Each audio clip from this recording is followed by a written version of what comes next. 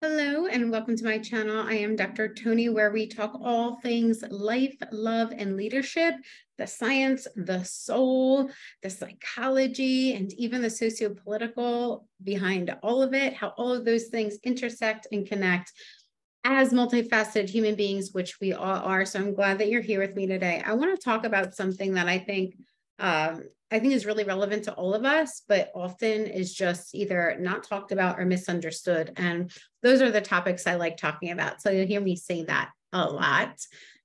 But let's demystify this a little bit, because I think this one can get not just confusing, but like really raw and touch on sensitive subjects, rightfully so. All right. So let's demystify for a few minutes here the idea of trauma and how it affects us and who it affects and how it affects our worlds, how it winds up showing up in our families and our systems and our relationships and our health.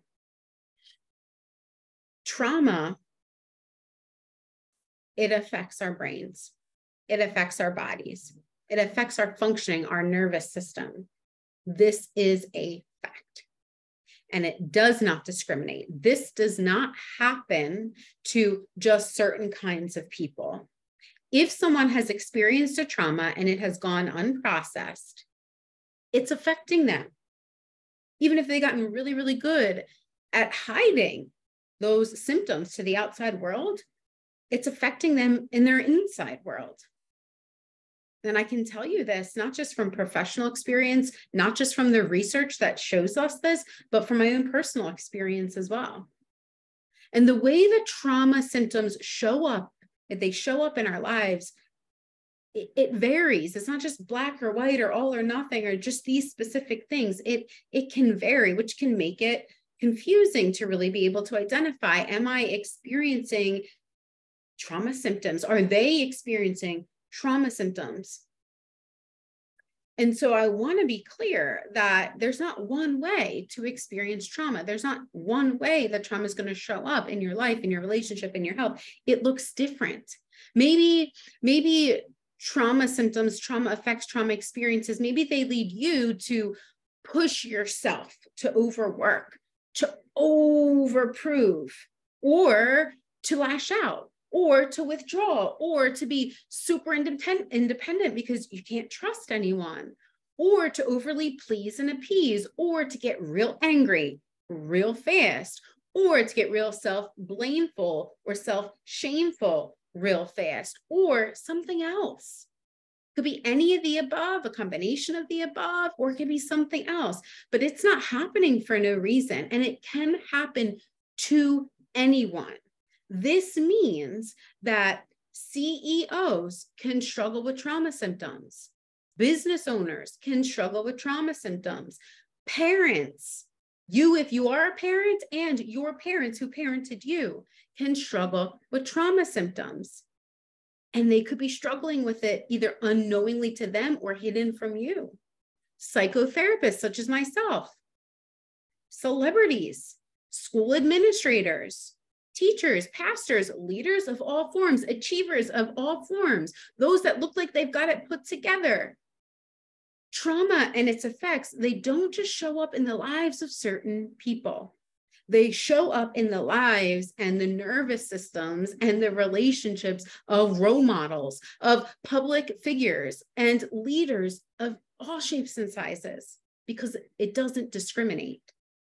And the reason this message is so important, the reason I feel so passionate, in case you can't feel that passion, the reason I feel so passionate about this conversation is because there can often be this assumption that certain people, like parents that are raising children, or leaders in decision-making positions, or achievers who seem to have it all together, or they simply should know better. They simply should be better. They simply should be able to fix any issues or prevent everything or always have it all together. There's a ton of shoulds that are blasted at them. And if you fall in any of those categories, then They're blasted. Those shoulds are blasted at you, whether from other people or from yourself or a combination of both. Because the roles that they fill, the roles maybe that you fill as a parent, as a leader, as an achiever, they are seen as these roles that have power in them, right?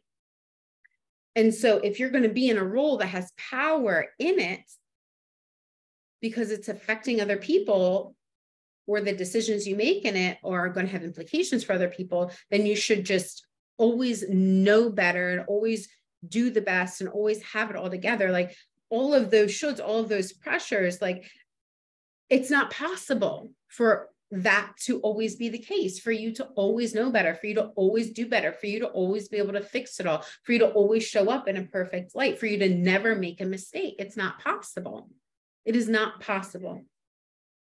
And when trauma comes into play, it can add complexity to what makes those things challenging for you. Because healing trauma and navigating trauma and the symptoms of it, it's not easy. It's not clear cut. It's not one and done. It's not do this and then it's all taken care of. And so it's going to show up in your life, in your relationships, in your decision making, even if you're a leader, you're a parent, you're an achiever. It's going to show up. It's going to affect those parts of your life.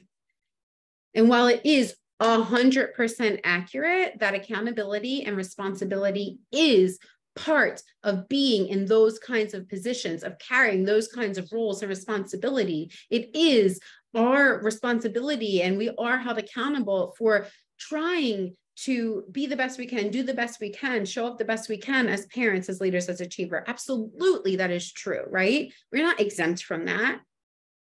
But it's also 100% accurate that us who fill those roles, you who fill those roles, me who fill those roles, them who fill those kinds of roles, that we're all also human. And since we are human, we can't avoid the very human challenges that are presented as we are navigating trauma. Even if we want to avoid the trauma symptoms or try to hide them from ourselves, we can't. They're going to keep coming up until they were effectively processed. And that takes time, and that takes intention, and that takes awareness. And that takes some level of faith and courage, because it can be scary and confusing. Traumatic experiences are not just the obvious instances that we tend to be aware of as clinicians or even in society, like intense childhood neglect and sexual abuse. We all know that those are trauma, right? But that's not only what trauma is. Those are not the only things that can have a traumatic effect on our nervous system and therefore affect our functioning, our way of being and seeing in the world, our way of leading and loving and interacting. Trauma happens when the nervous system is so overwhelmed by an experience that feels unsafe, that there's a sense of a lack of control or feeling that there's no way out, right? That our sensory system, it can't coherently process the experience. And so this kind of stuckness occurs, this incoherence is happening as our brains and our bodies and nervous system are trying to talk to each other to process. It gets stuck and it can't, right? So trauma happens when the nervous system is so overwhelmed by an experience that feels unsafe, with a lack of control or this feeling that there's no way out, that our sensory system can't coherently process the experience. And so a stuckness, a sense of stuckness occurs in our brains and our bodies, in our nervous system in some way. And these traumatic experiences are so varied. What is experienced as traumatic by one person, another may not experience as traumatic due to several factors that we're not going to go into here and now, but just know that that is true. One can experience, because of the life they lived or what is familiar to them, an experience can be really traumatizing for one, and not as traumatizing or not traumatizing for another.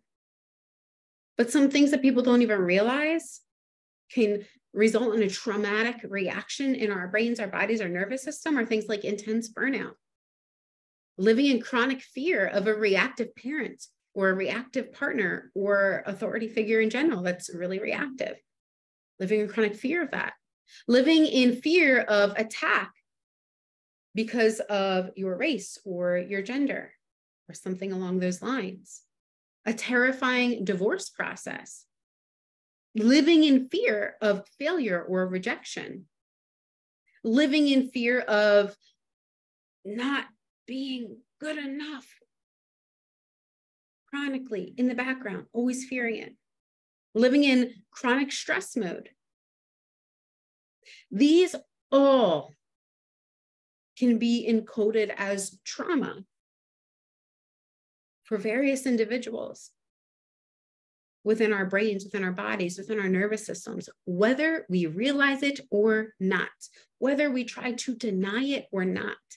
You would probably find it very hard to believe how many people I have worked with that were experiencing symptoms of trauma and yet had no idea that that was what was going on.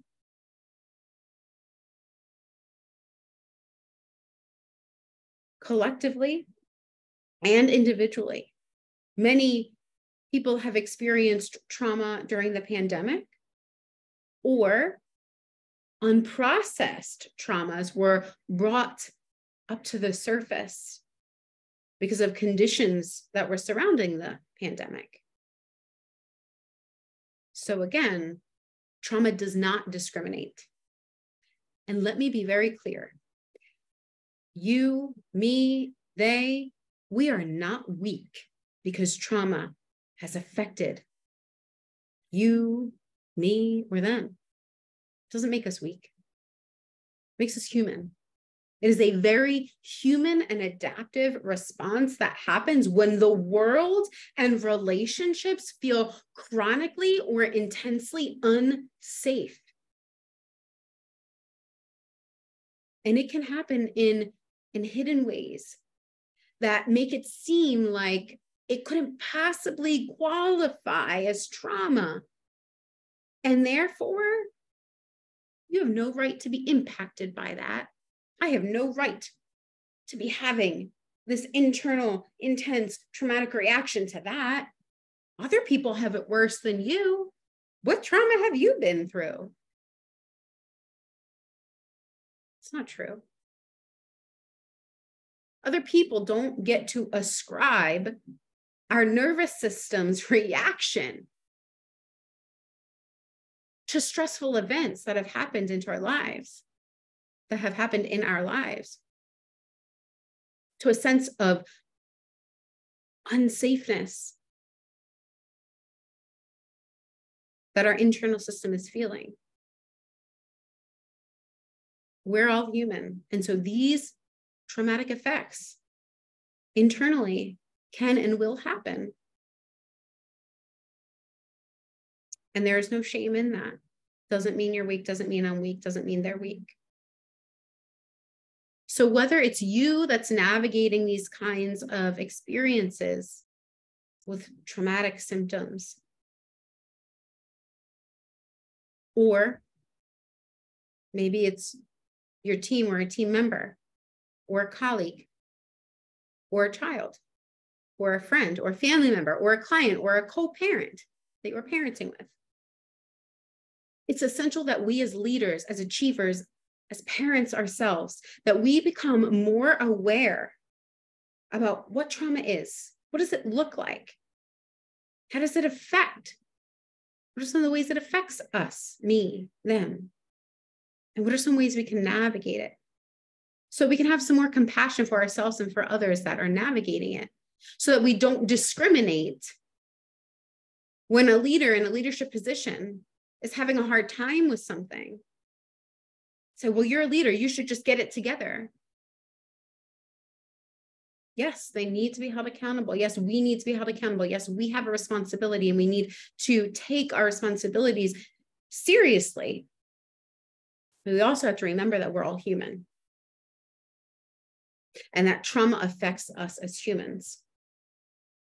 It's going to affect how we're showing up. It's going to affect how we function. We need to be aware of that so we can navigate it, so we can manage it in a healthier manner, so we can help to heal those wounds. Because it does not just affect certain individuals, it can affect any of us. It can affect our relationships, our decision-making, our performance, our perspective, our problem-solving abilities, our focus, ability to focus, our interactions in this world as a citizen, and more. Which means that this topic is relevant to all of us, even if we ourselves are not the ones navigating a traumatic experience or traumatic symptoms or a trauma reaction. This topic is relevant to all of us. So instead of guessing about these things, why not ask reputable sources about them? A mental health therapist with a specialty in trauma, or a trauma-informed professional. I myself have a really cool free opportunity coming up May 30th next week. May 30th, we're in 2023 right now at the time of this recording. It's a pop-up experience with a friend and colleague of mine who we have both studied the brain and the body and the nervous system science connected to trauma and otherwise. My experience and focus has been trauma.